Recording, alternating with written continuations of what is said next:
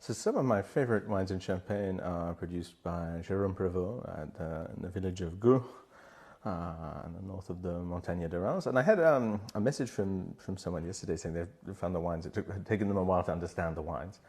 Now, to me, that seems actually perfectly reasonable because they're very singular in a lot of respects. Not only because most of at least the famous wines of Champagne are produced from soils that are very chalky. Goux is not chalky at all. It's a laminate of sand and clay. Again, many of the famous wines of Champagne are at least dominated by Chardonnay and Pinot Noir, at least on paper. And the causerie is totally Pinot Meunier.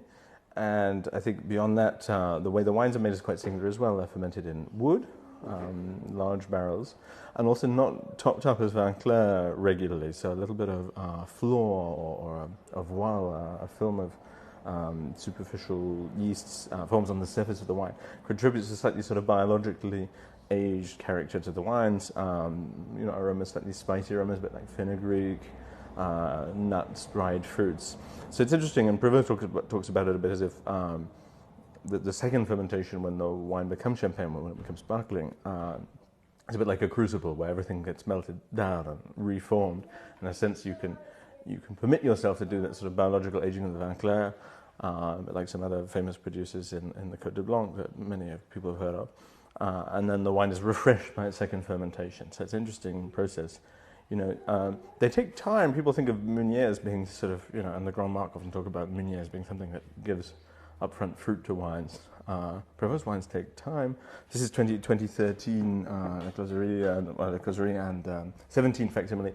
Normally facsimile you need to wait even longer. I think 17 as a vintage where the fruit was more fragile. It was a more challenging vintage, and as a result, it's one of the few, young vintages of facsimile that drink really well young. In fact, we opened this last night, and it was so good we had to drink another bottle from Prévost today.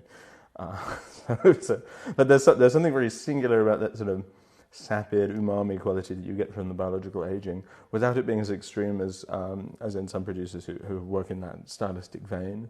The wines, as I say, are quite slow to reveal all their secrets, and they're quite unique in their structure, in their profile, because of being from Meunier in sand and clay rather than Chardonnay or Pinot in chalk.